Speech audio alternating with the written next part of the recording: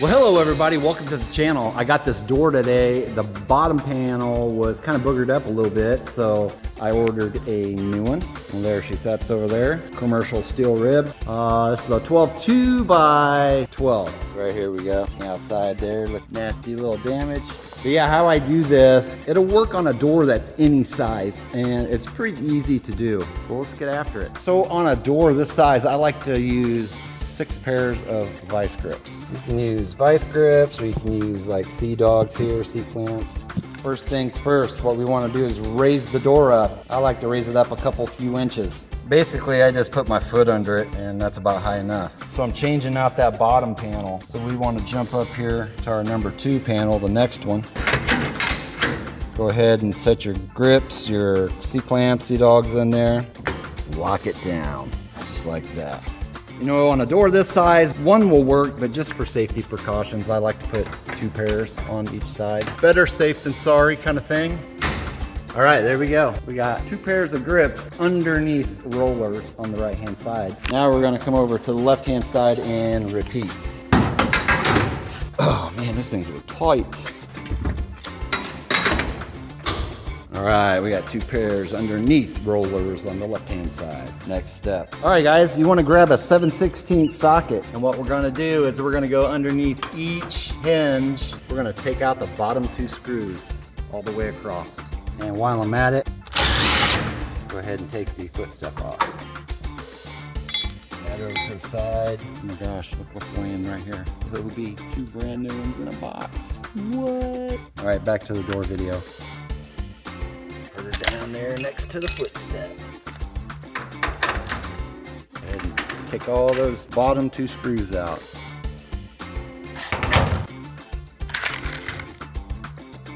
All right, guys, I almost forgot a very important step. So I said 6 pairs of vice grips on this particular height of door, bigger door than normal.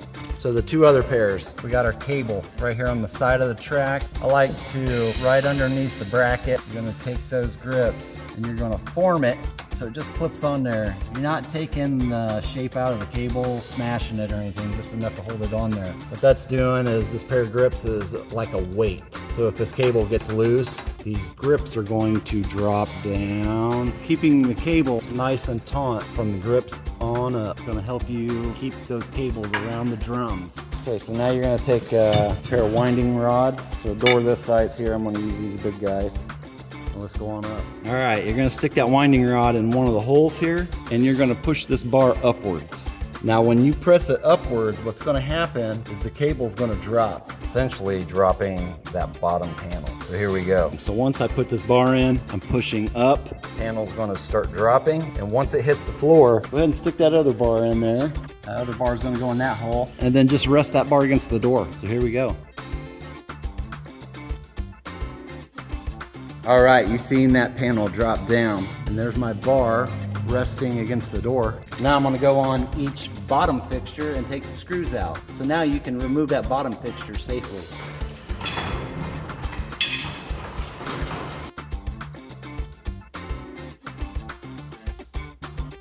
All right, that's what we're left with right there. Bottom panel out. All your other panels are just just sitting there. The grippers are holding it. That's why I like to use 4 on a door this size. Now it's just basically put the new panel back in and reverse the steps. It's that easy, guys. It's on the outside here. Yeah, whenever I see a door, it's like missing a panel or a panel's getting changed out. It reminds me of a person that's like missing a tooth. I guess garage door humor, right? Yeah, I'm gonna break the bands on this, put it right back in the opening, put the bottom fixtures on, go back up at the top. I'm gonna release that tension back to where it was, essentially putting that bottom panel back to where it needs to be and just rehinge it back up. All done.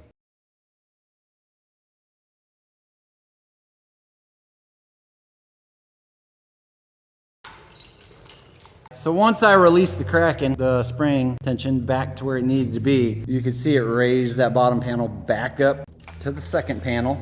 And then the next step, guys, just go through and fill back in the hinge screws. Once you get those hinge screws back in, then you can go ahead and remove all the vice grips. I ended up moving one of those vice grips down to kind of hold the panel in the opening because it was wanting to fall back. And it will do that sometimes. Sometimes they sit in there nice and straight, but this one was wanting to fall back, so I used little grippers to kind of hold it in place. Yeah, take that spring tension off, panel goes back up, put the hinge screws on, take the grippers off, all done. And yes, we're going through a heat wave right now. It's freaking hot. All right, there we go. All the hinge screws are back in. See that pretty brand new panel back to normal. Now we can go ahead and just remove the grippers. Don't forget to take the grippers off the cable. Dang. There it is, my guys. Easy peasy changing out that panel. It's a whole lot better doing it that way than taking out each individual panel just to get to the very bottom. You don't want to do that. That's what rookies do. As always, thanks for checking this one out. Please comment, hit that like button, subscribe. Peace out.